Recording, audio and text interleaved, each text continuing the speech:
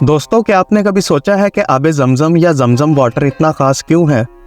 इस्लामी traditions में इसकी बहुत ज़्यादा अहमियत के साथ क्या इसमें और भी कोई चीज़ हो सकती है जो हम सिर्फ आंख से नहीं देख सकते?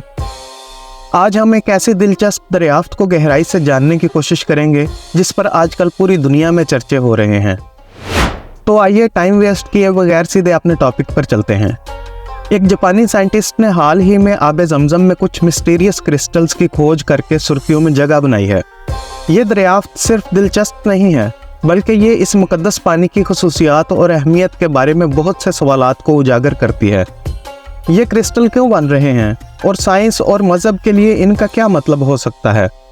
तो दोस्तों, जब तक हम ये पता नहीं लगा लेते कि ये तहकीक साइंस और फेथ को आपस में कैसे जोड़ती है, तब तक हमारे साथ जुड़े रहिए। इससे पहले कि हम इस खोज की गहराई में जाएं, आइए थोड़ा टाइम आबे ज़मज़म को समझने में लगाते हैं। वैसे तो हर मुसलमान आबे ज़मज़म के बारे में जानता भी है और इसके लिए अकीदत भी रखता है, लेकिन जिनके लिए आबे ज़मज़म एक नया वर्ड है, उनके लिए कि ये सऊदी अरब के शहर मक्का में मौजूद ज़मज़म का पानी सदियों से हुजाज कराम के लिए अकीदत का बायस रहा है। ये माना जाता है कि इसमें मुअज्जिज़ाती खुसूसियात मौजूद हैं जो हज़रत हाजरा अलैहिस्सलाम और उनके बेटे हज़रत इस्माईल अलैहिस्सलाम के ज़माने से है और उनसे मंसूब है। ये कुआं खाना काबा के करीब वाक़या है जो मज़हब इस्लाम का सबसे मुक़द्दस मुकाम है और लाखों मुसलमान अपने हज के दौरान इस ज़मज़म के पानी को पीते हैं। दोस्तों, आबे ज़मज़म की हिस्टोरिकल और ट्रेडिशनल अहमियत को नज़रअंदाज नहीं किया जा सकता। इस तमाम अकीदत से भरपूर पस मंज़र के साथ ये तहकीक के इस काबिल एहतराम पानी में क्रिस्टल बन रहे हैं आबे ज़मज़म से मुतल्लिक़ मिस्ट्री की एक और तह का इजाफा करता है। आइए अब असल कहानी का आगाज़ करते हैं। जापान के साइंटिस्ट डॉक्टर तकाशी मात्सुमोतो ने आबे ज़मज़म को बारीकी से स्टडी करने के लिए अपने सफ़र का आगाज़ किया तो उसने कुएं से जमा किए गए सैंपल्स का एनालिसिस करने के लिए स्पेक्ट्रोस्कोपी और इलेक्ट्रॉन माइक्रोस्कोपी जैसी जदीद टेक्निक्स का इस्तेमाल किया और उन एनालिसिस से उसने जो देखा वो सच में हैरानकुन था। डॉक्टर तकाशी ने आबे ज़मज़म से जिन क्रिस्टल की खोज की वो किसी और पानी से बनने वाले क्रिस्टल से बिल्कुल अलग थे। उन्होंने इसमें अनोखे जियोमेट्रिक सैंपल्स की जांच की जिससे मालूम हुआ कि इन क्रिस्टल्स की फॉर्मेशन एक गैर मामूली अमल है। इस रिसर्च में इनिशियल हाइपोथेसिस ये था कि ये क्रिस्टल पानी में मौजूद मिनरल्स की कंपोजिशन से जुड़े हो सकते हैं, लेकिन जैसे जैसे डॉक्टर मात्सुमोतो और उनकी टीम ने गहराई से जांच की तो उन्होंने आबे ज़मज़म का एनवायरमेंटल फैक्टर से ताल्लुक़ पाया और समझा गया कि शायद मुमकिन तौर पर कुएं के इर्द गिर्द के इलाके की जियोमेट्रिक साख्त भी इन क्रिस्टल के बनने की वजह है। उनमें से कुछ रिजल्ट्स ने इस बात की तरफ इशारा किया कि यह पानी नेचुरल फिल्ट्रेशन के अमल से गुजरता है जो इसकी प्योरिटी और मिनरल्स की मिकदार को बढ़ाता है। लेकिन इतना ही नहीं, जैसे जैसे रिसर्च आगे बढ़ी टीम को कुछ चौंकाने वाले रिजल्ट्स मिले। उन्होंने देखा कि ये क्रिस्टल मुख्तलिफ टेम्परेचर्स और हालात के सामने आने पर अपनी कंपोजिशन यानी अपनी साख्त बदलते नजर आते हैं। इससे ये थ्योरी सामने आई कि मुमकिन है कि ये क्रिस्टल अंडरग्राउंड पानी के सफ़र के बारे में मालूमात रखते हैं। ये बात कितनी दिलचस्प है। ऐसा लगता है कि इनके पास बताने के लिए एक बहुत लंबी दास्तान है। दोस्तों, यहाँ बताता चलूँ कि डॉक्टर तकाशी डिप्रेशन, एंजाइटी और डायबिटीज़ जैसी बीमारियों के लिए भी आबे ज़मज़म पर रिसर्च कर चुके हैं और मज़ीद जारी हैं। अगर आप आबे ज़मज़म पर तहकीकात के मुतालिक और जानना चाहते हैं तो कमेंट्स में ज़रूर बताएं।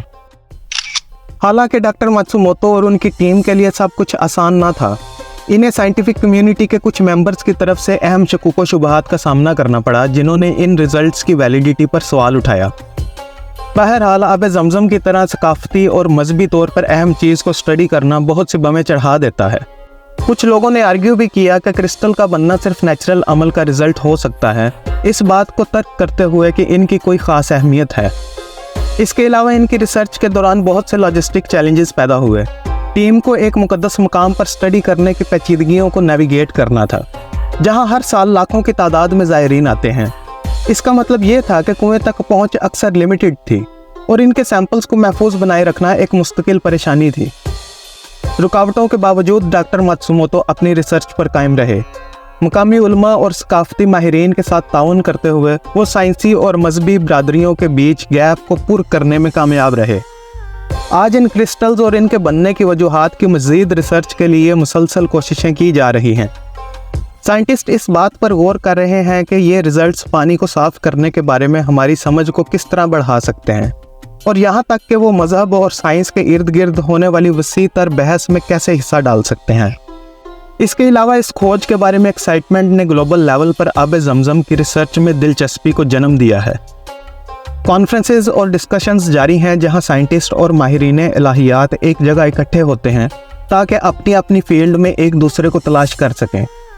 दोस्तों, ये एक खूबसूरत मिसाल है कि किस तरह साइंस और मजहबी अकायद एक दूसरे के साथ रह सकते हैं और एक दूसरे को मजबूती बख्श सकते हैं। तो आज हमने क्या सीखा? आब जमजम के इन मिस्टीरियस क्रिस्टल की दरियाफ्त ने सदियों के ट्रेडिशन और बिलीफ यानी ईमान के साथ साइंस के मिक्सचर से पॉसिबिलिटीज़ का एक नया दरवाज़ा खोल दिया है। ये सिर्फ पानी के बारे में नहीं है, बल्कि ये हमारी दुनिया और इसके वंडर्स को समझने के बारे में है। यह रिसर्च ना सिर्फ जमजम के पानी को बल्कि साइंस और मज़हब के दरमियान ताल्लुक़ को भी बदल सकती है। आब जमजम के मिस्टीरियस और डॉक्टर मात्सुमोतो के अहम काम के इस खूबसूरत सफ़र में मेरे साथ शामिल होने का शुक्रिया। लाइक करना, सब्सक्राइब करना और नोटिफिकेशन बेल को दबाना ना भूलें ताकि आपको आने वाली वीडियोज़ की अपडेट मिलती रहे। मिलते हैं अगली वीडियो में।